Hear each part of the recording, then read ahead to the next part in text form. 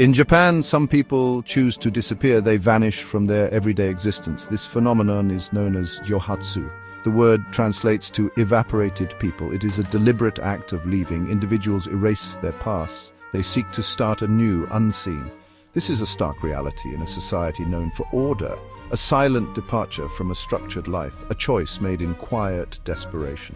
The concept of Johatsu is not entirely new. It has roots in Japan's history, however. Its modern form is striking. Tens of thousands are estimated to vanish each year. Precise numbers are hard to obtain. The disappeared do not wish to be found. They melt into the anonymity of cities or seek refuge in remote areas. This hidden demographic exists in the shadows, a testament to pressures unseen by many. Japan's dense urban landscapes can offer cover. Cities like Tokyo are vast and impersonal. It is possible to live without deep connections.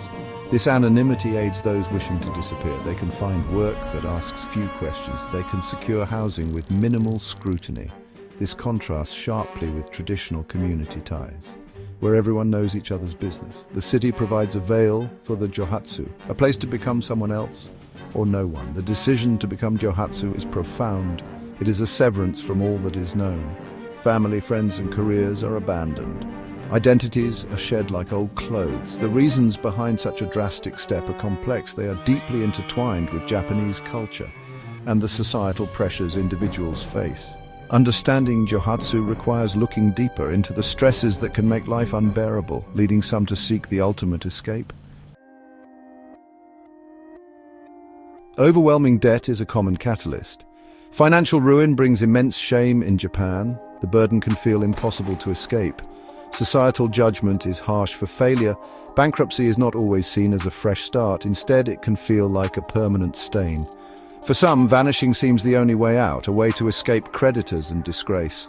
They hope to leave the debt with their old identity, a desperate measure to regain some control. Job loss also plays a significant role. Employment is central to identity for many. Losing a job can mean losing face. The pressure to be a productive member of society is intense. Unemployment can lead to deep feelings of inadequacy. This is particularly true for men, who are often seen as primary breadwinners. The shame can be too much to bear publicly, so some choose to disappear from that expectation, seeking a life free from that specific pressure. Unhappy marriages or domestic problems are another cause. Divorce can be stigmatized or complicated. Escaping an abusive partner might seem impossible through formal channels. Some feel trapped in their domestic lives. The societal expectation to maintain a harmonious family front is strong. When the reality is far from harmonious, escape beckons. Vanishing offers a clean break, a way to leave a painful situation behind entirely, without the perceived shame of a public separation or the fear of an abusive partner's pursuit. Academic or familial pressures can also lead to Johatsu. Young people may struggle to meet high expectations. Failure in exams can feel catastrophic. The pressure to conform to a certain life path is immense. Not living up to family hopes can bring deep shame. The weight of these expectations becomes crushing. Disappearing can seem like the only option. To avoid disappointing loved ones further, or to escape a future they do not want, a silent rebellion against a preordained life. Specialized companies exist to help people vanish. These are often called yonigiya.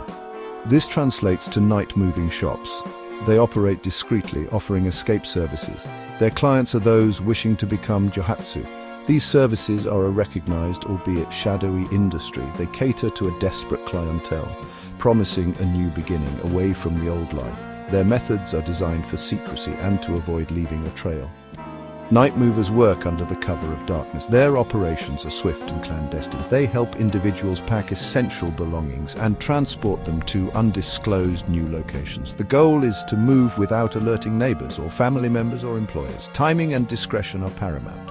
They might use unmarked vans and operate during late hours or early mornings, ensuring the departure goes unnoticed. The services offered can vary in complexity. Some might simply involve physical relocation, helping someone move to a new anonymous apartment, perhaps in a different city or prefecture. Others may offer advice on how to maintain a low profile, such as changing daily routines and avoiding any contact with the past. They facilitate the practical aspects of disappearing, making the logistics of vanishing manageable for those who feel they have no other choice. These night-moving companies operate in a legal grey area. They are not technically breaking laws by moving people. However, they are enabling abandonment. Families are left behind, often in distress. Debts may go unpaid, causing further issues. Yet for the Johatsu, these services are a lifeline. They provide a means to an end, a way to execute a desperate plan. The existence of Yonige-ya highlights a societal need, a demand for escape from unbearable circumstances. For the Johatsu, life after vanishing is complex. Initial relief might give way to other emotions. Loneliness is a common companion. The fear of being discovered can be constant. Building new, genuine connections is difficult, when one's past must remain a secret. There can be lingering guilt over those left behind, a sense of perpetual looking over one's shoulder. The freedom sought comes at a high price, a life lived in the shadows, often isolated. The families left behind face profound challenges. They experience a unique kind of grief. It is grief without closure, an ambiguous loss. Was it an accident, a choice? Are they safe? These questions haunt them endlessly. There is often shame and social stigma. Neighbors might whisper, friends might withdraw, financial hardship can also ensue.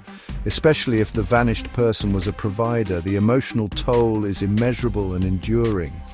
Consider a hypothetical story. A man, overwhelmed by gambling debts, disappears. His wife and children are left confused and scared. They search, they report him missing. But the police can do little if he left willingly. The wife struggles to explain it to the children. She faces the creditors alone. The family's stability shatters overnight.